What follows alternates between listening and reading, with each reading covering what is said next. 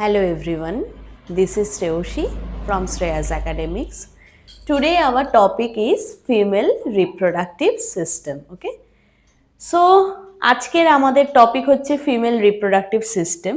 তো আজকে যেটা আমরা পড়তে চলেছি এই যে ফিমেল রিপ্রোডাক্টিভ সিস্টেমের যে ডিফারেন্ট পার্টস, অ্যানাটমিক্যাল যে ডিফারেন্ট পার্টস, সেই ডিফারেন্ট পার্টসের ব্যাপারে আজকে আমরা পড়তে চলেছি, যেটা ভীষণ গুরুত্বপূর্ণ নিটেড স্টুডেন্টদের ক্ষেত্রে। তো আজকের ক্লাসটা আমার নিটেড স্টুডেন্টদের জন্যই।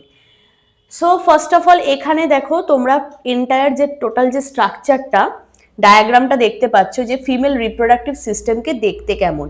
তো ওয়ান বাই ওয়ান আমি এখন এক্সপ্লেন করব যে কোথায় কি স্ট্রাকচার রয়েছে। Okay, so first of all the ovary, that is the almond shaped gland that produces eggs and reproductive hormones.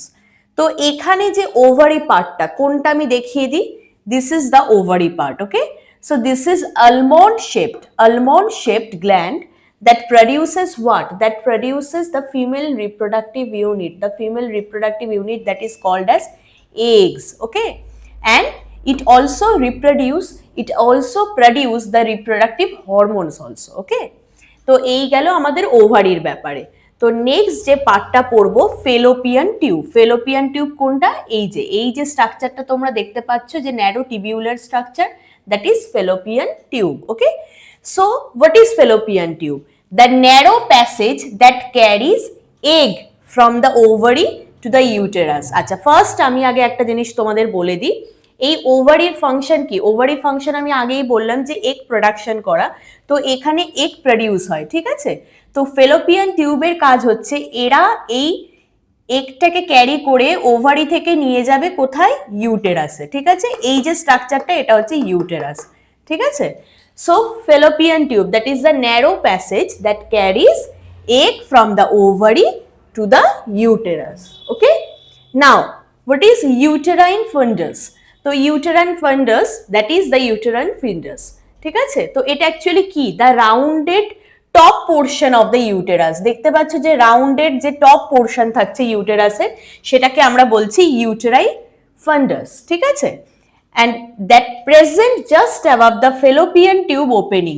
আচ্ছা, যেখানে ফেলোপিয়ান টিউবটা ওপেনিং হচ্ছে তার ঠিক জাস্ট অ্যাবাভ, মানে জাস্ট ওপরেই থাকছে এই ইউটেরাইন ফান্ডাস। ঠিক আছে, আচ্ছা next uterus. What is uterus? Uterus means the place where the fertilized egg implant and develops into fetus. তো এখান থেকে যে ওভাটা আসবে, ওভাটা জাস্ট এখানে এই যে ফেলোপিয়ান টিউব দিয়ে ইউটেরাসে আসবে, দেন এখানে মেল রিপ্রোডাক্টিভ ইউনিটের নেম কি? স্পার্ম। ওকে, সো স্পার্মের সাথে ফার্টিলাইজেশন হবে, তো ফার্টিলাইজেশন হয়ে ডেভেলপমেন্ট প্রসেস, মানে ফিটাসের ডেভেলপমেন্ট প্রসেস কিন্তু এখানেই স্টার্ট হবে, that is the place name is uterus. Okay, তো ইউটেরাসের পার্টটা হয়ে গেল। Next part is fimbriae. What is fimbriae or what is the function of fimbriae, সেটা আমাদের জানতে হবে। The finger like projections that guide the released egg into fallopian tube. তো এই যে দেখো ফিঙ্গারের মতো যে স্ট্রাকচারটা দেখতে পাচ্ছ, এই দিকেও একটা আছে, এদিকেও একটা আছে, তো দুটো ওভারি পাশে দুরকম এরকম ফিঙ্গার লাইক স্ট্রাকচার রয়েছে। The finger like structure that is known as fimbriae. তো finger like projections that guide the released egg into fallopian tube. Actually ফিমব্রির ফাংশন হচ্ছে জার্কিং মুভমেন্ট, মানে এরা অ্যাকচুয়ালি ফোর্সড করে যাতে ওভাটা এই ন্যারো টিবিউল দিয়ে বা টিউব স্ট্রাকচারটা দিয়ে ইউটেরাসে যায়। ওকে, ধরো ফিমব্রি প্রেজেন্ট নেই, তাহলে কি ওভা মুভমেন্ট করতে পারবে না? ওভা আর নন মোটাইল ইন নেচার, ওভা কিন্তু মুভেবল নয়। স্পার্ম কিন্তু মুভ করতে পারে, বাট ওভা কিন্তু মুভ করতে পারে না ইটসেলফ, মানে নিজে থেকে পারে না, তো ওকে ফিমব্রি ফোর্সড করে, that's why they move towards the uterus. Okay, আচ্ছা, তো আমাদের ফিমব্রি হয়ে গেল। নেক্সট হচ্ছে cervical canal, the narrow passage. আচ্ছা, আগে দেখিয়ে দিই সার্ভিক্যাল ক্যানেল কোনটা। এই দেখো, এই যে স্ট্রাকচারটা দেখতে পাচ্ছ, এই যে ক্যানেল, এই যে ছোট্ট যে স্ট্রাকচারটা, এটাকে আমরা বলছি কি? Cervical canal. ঠিক আছে, তো the cervical canal means it's a narrow passage through the cervix connecting the uterus to the vagina. তার মানে ইউটেরাসের সাথে ভ্যাজাইনার যে কানেকশন পয়েন্ট, যে ক্যানেলের থ্রু কানেকশন হচ্ছে, that is called as cervical canal. ঠিক আছে, আচ্ছা next cervix. What is cervix? The lower narrow part of the uterus that opens into the vagina. তো লোয়ার যে ন্যারো পার্ট থাকছে ইউটেরাসে, যেটা ভ্যাজাইনাতে ওপেনিং হচ্ছে, এই যে পার্টটা, এই যে পার্টটা যেটা ভ্যাজাইনাতে ওপেনিং হচ্ছে, সেই পার্টটাকে আমরা কি বলছি? সার্ভিক্স। ঠিক আছে? আচ্ছা, the next most important part that is the vagina. সবকটা পার্টই ইম্পর্টেন্ট, বাট ভ্যাজাইনার পার্টটার একটা বিশাল বড় গুরুত্বপূর্ণ ভূমিকা আছে। It's a muscular canal. এই যে ভ্যাজাইনাটা দেখতে পাচ্ছ, it's a muscular canal, okay, and it serves as the birth passage. It acts as the birth passage.